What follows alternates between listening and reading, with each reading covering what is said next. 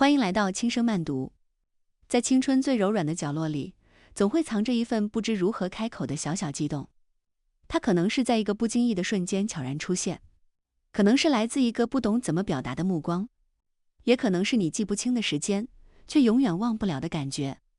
今天，我想和你一起走进《怦然心动》，感受朱莉与布莱斯从误解、欣赏到慢慢理解彼此的旅程。一起回到那个最单纯、最美好的青春时刻。这本书最特别的地方在于它像一本拆开的青春日记，左边写着朱莉贝克的心事，右边记着布莱斯洛斯基的独白。没有上帝视角的评判，只有最真实的内心挣扎。他眼里的命中注定，是他口中的无理纠缠；他坚守的纯粹真心，是他逃避的麻烦负担。可就是这样看似对立的两个人，却在时光的打磨中慢慢看清了彼此的模样，也读懂了自己的内心。故事的开始要从7岁那年的夏天说起。布莱斯一家搬到了朱莉家隔壁。当卡车停在路边，朱莉第一眼看到布莱斯时，心脏就像被什么东西轻轻撞了一下，咚咚地跳个不停。书中这样描写朱莉的心情：遇见布莱斯罗斯基的第一天，我就对他怦然心动。好吧，实际上我对他完全是一见钟情，是因为他的眼睛，他的眼神里有某种东西。他有一双蓝色的眼睛，在黑色睫毛下一闪一闪的，让我忍不住屏住了呼吸。7岁的朱莉像个充满好奇心的小太阳，对这个新邻居充满了好感。她的鞋上糊满了泥巴，却毫不在意地坐在箱子上，对着布莱斯露出灿烂的笑容。你难道不需要帮忙吗？我觉得你真的需要别人帮忙呢。布莱斯的爸爸试图礼貌地赶走他。嘿，你把烂泥弄得到处都是，你是不是应该回家看看？你妈妈也许正在担心你跑到哪儿去了。可朱莉却摆摆手。哦，妈妈知道我在哪儿，她说没关系。她指着街对面的房子，语气里满是理所当然。我家就住在那儿。可布莱斯对这份突如其来的热情只觉得恐惧。布莱斯的躲避其实藏着小孩子的羞涩，还有一点点被冒犯的小傲娇。他从来没被一个女生这样直白地喜欢过。朱莉却没读懂这份躲避。他觉得布莱斯只是害羞，所以更加主动。上学路上故意和他走同一条路，课堂上偷偷看他的侧脸，甚至在体育课上找机会和他组队。现在想来，朱莉的执着其实是小孩子最纯粹的真诚。她喜欢布莱斯，就大大方方地表现出来，不藏着掖着。朱莉的靠近永远是热烈而真诚的，她会在任何可能的时刻向布莱斯示好，用自己能想到的方式表达喜欢。也许是多走几条街，只为和他同行；也许是抓住一个瞬间向他打招呼；也许只是把心里的关心化成一句轻轻的问候。他的世界就是这么直接。而布莱斯呢？他没有勇气接受，也没有勇气拒绝。当朋友不理解朱莉时，他明明心里不认同，却从来不敢反驳。他不讨厌他，他只是慌乱。他害怕成为别人眼里的特别，害怕被调侃，也害怕面对自己真正的想法。于是，朱莉的热情一次次落在他无法回应的犹豫里。其实，布莱斯的态度离不开家庭的影响。他的爸爸罗斯基先生是个极度爱面子的人，总觉得贝克家不够体面。贝克先生靠画画为生，收入不稳定，家里还有一个脑瘫的叔叔，草坪也因为没时间打理而显得杂乱，觉得拉低了街区的档次。那布莱斯也无形受到了影响。他下意识地觉得和朱莉走得太近是件没面子的事，而朱莉的家庭却完全是另一种模样。贝克先生虽然不富裕，但温柔又有耐心。他会陪朱莉聊天，听她讲爬树时看到的风景。贝克太太善良又乐观，哪怕日子拮据，也总能把家里收拾得温馨整洁。家里还有一只叫冠军的狗，那是贝克先生在十字路口救下的小狗，深得朱莉的喜爱。他们从不限制朱莉的热情，反而让她明白，喜欢一个人就要勇敢地表达，哪怕对方不接受也没关系，因为你的真心最珍贵。所以，哪怕布莱斯一直躲避，朱莉也从没怀疑过自己的喜欢。她还是会像小太阳一样追着布莱斯跑，把自己的真心一点点捧到他面前。她不知道的是，这场单向的追逐其实早已在她心里埋下了成长的种子。他在喜欢布莱斯的过程中，学会了坚持，学会了真诚，也慢慢长成了更勇敢的自己。朱莉有一个秘密基地，家附近那棵高高的梧桐树，那是他在搬家后不久发现的。树干粗壮，枝叶繁茂，爬到树顶能看到整个小镇的风景。书里这样写道：我在那里一坐就是几个小时，什么都不做，只是向外眺望整个世界。夕阳美不胜收，有时候是紫色夹杂着粉色，有时候是烈焰般的橙色，把地平线附近的云彩都点着了，是不是很美？书里还有这样一段很动人：我发现自己开始跟树说话了，一段完整的对话，只有我和树。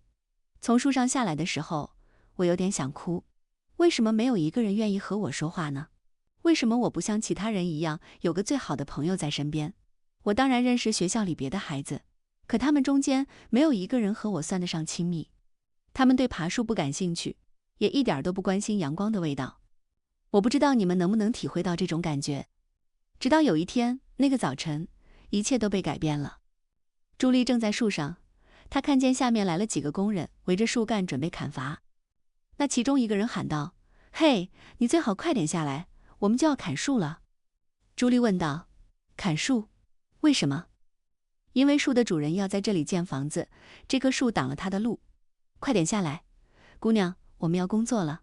这句话像一盆冷水浇在朱莉心上，她不敢相信自己视若珍宝的秘密基地，在成人的世界里不过是建房障碍般的存在。她的目光急切地在人群中寻找布莱斯，她多希望那个自己追逐了很久的男孩能站出来和她一起守护这棵树。可当她看清不远处的身影时，心彻底沉了下去。布莱斯只是低着头，沉默地站着。那一天，朱莉一直在树上待着不肯下来，直到爸爸匆匆赶来。爸爸没有责备她，他说没有什么风景比他小女儿的安全更重要。回家后，爸爸没有多说什么，只是画了一整夜，画了一幅梧桐树的油画。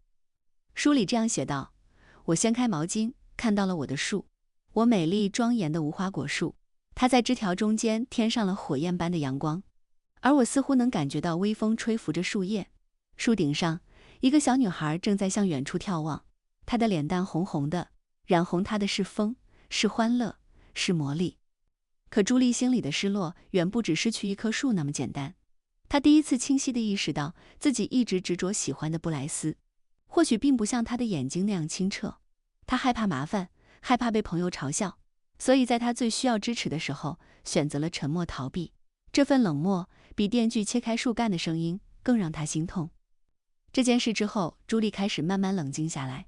她不再像以前那样天天追着布莱斯跑，而是把更多的时间花在自己喜欢的事情上。6年级的科技展上，朱莉的孵鸡蛋项目得了第1名，孵出了6只小鸡，给它们分别取名为艾比、邦妮、克莱德、德克斯特、尤尼斯和弗罗伦斯。小鸡们慢慢长大，开始下蛋。朱莉家吃不完，邻居太太们都来买。她想着布莱斯家平时也会帮衬自己家，就决定每天送1篮新鲜鸡蛋给布莱斯家。于是她经常会捡些新鲜的鸡蛋，小心翼翼地装进盒子里，送到布莱斯家门口。就这样持续了2年。可朱莉不知道，她的真心正在被布莱斯悄悄丢弃，因为布莱斯家对邻居的鸡蛋充满疑虑。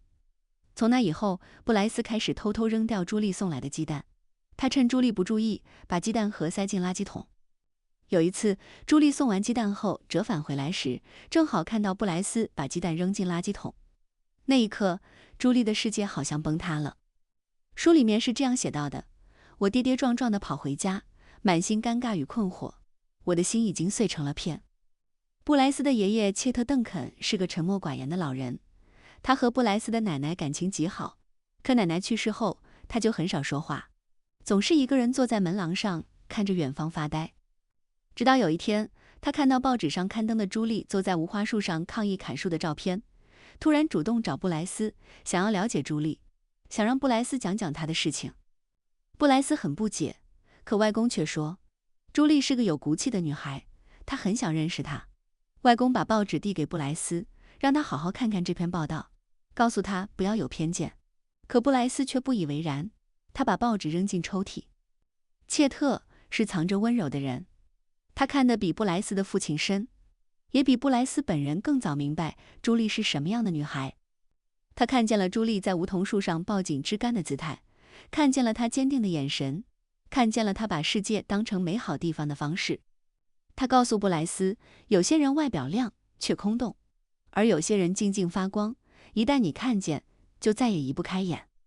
他不是在指点爱情，而是在告诉布莱斯，你需要学会用自己的眼睛看人，不能带着偏见。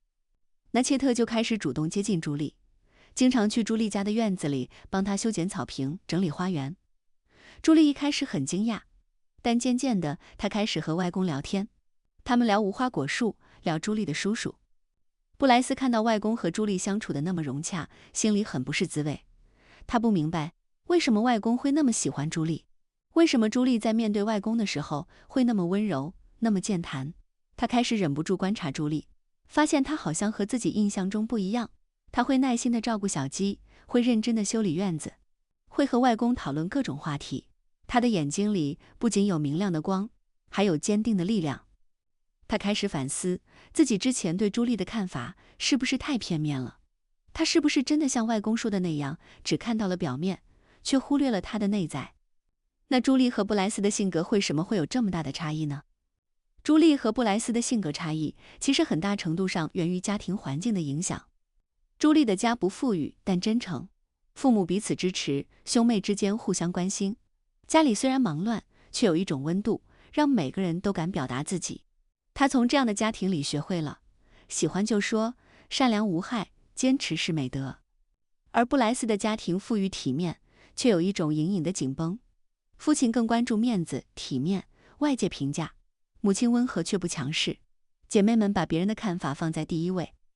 布莱斯从小被教会的是，别惹麻烦，别引人注目，别跟奇怪的人走太近。于是他不敢看见朱莉的优点，也不敢承认自己被她吸引。因为成长环境告诉他，别人怎么看比你怎么看更重要。朱莉和布莱斯之间的距离从来不是性格上的，而是家庭给予的眼睛不同。一个学会用心看，一个习惯用外壳看。这并不是谁的错，只是他们站的起点不同。布莱斯的改变是悄悄发生的。他开始观察朱莉，第一次注意到她照顾脑瘫叔叔时的耐心，看到她面对困难仍然用力生活的样子。他看见朱莉的坚强、善良、热忱、真诚，那些他曾经逃避的特质，在他开始审视自己之后，变成了一种让他不可避免被吸引的力量。而朱莉呢？在鸡蛋事件之后，她不再主动靠近，不是因为不喜欢，而是因为她明白，喜欢不是单方面的努力。她开始关注家里的花园、画画、照顾亲人，开始让生活不再围着一个人转。她第一次意识到，喜欢也可以被放下。这种沉静的退后让布莱斯慌了，他不知道什么时候开始发现自己在期待他的目光、他的笑声、他的靠近。而当朱莉不再追着他，他才第一次体验到失去的味道。情感就是这样，越得不到回应的人越卑微，越没有回应的人越被看见。角色慢慢交换了位置，世界变得安静而复杂。那么在书的最后，关于布莱斯的心理描写上面写道，做点什么，我一定要做点什么，让他知道我变了，做点什么向他证明我觉悟了。但是做什么呢？我怎么做才能让他知道我不是他以为的那样？我怎么才能抹去我之前所做的一切，从头再来？也许我做不到，也许这根本就不可能做到。不过，如果说我从朱莉安娜·贝克身上学到什么东西，那就是我必须全心全意地去尝试。不管结果如何，我知道外公说对了一件事，我再也不是过去的我了。那关于朱莉呢？书里写道，这是一棵无花果树。我从沙发上跳起来，又坐了回去。一棵无花果树。布莱斯把树种下去，浇水，收拾好东西，然后走回家去。我只是坐在那儿，不知道该怎么办。现在，我已经在那儿坐了好几个小时，望着窗外那棵树。它现在也许还小，但它会一天天长大。100年后，它将会超过屋顶，它会向着天空伸展好几英里。我已经能够看出，它将会是棵神奇壮美的大树。我忍不住在想，100年后会不会有个孩子像我在克里尔街那样爬到树上去？他会不会看到我曾经看到的风景？这会不会改变他的生活，就像他们改变了我的生活一样？我也忍不住想起了布莱斯，他想对我说些什么？他在想些什么？我知道他在家，因为他不时从窗户向外眺望。不久前，他刚刚举手朝我挥动着，而我实在忍不住，我也微微挥手作为回应。那么，也许我应该走过去，感谢他种了这棵树。也许我们可以坐在门廊上谈谈。我突然想到，我们认识了这么久，还从来没这样做过呢。从来没有真的坐下来好好谈一谈。也许妈妈是对的，也许我对布莱斯·罗斯基了解的还不够深，也许现在是时候了。到这里，书的内容就结束了。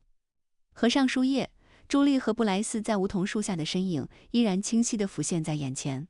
这本书没有惊天动地的誓言，没有海枯石烂的承诺，却用最细腻的笔触写出了爱情最本真的模样。它不是一见钟情的狂热，而是日久见心的笃定；不是单方面的讨好，而是双向奔赴的珍惜。朱莉用她的勇敢和真诚，教会我们如何坚守内心的热爱，如何纯粹地去喜欢一个人。布莱斯用他的成长与觉醒，告诉我们如何摆脱偏见的束缚，如何看清自己的真心。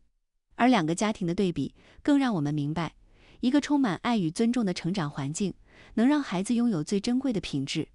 而真正的幸福，不是由财富决定的，而是和内心的温暖有关。或许我们每个人的青春里，都曾有过这样一段懵懂的喜欢，像朱莉一样，为了一个人奋不顾身，哪怕被拒绝也不后悔。又或者像布莱斯一样，后知后觉地发现真心，在愧疚中学会成长。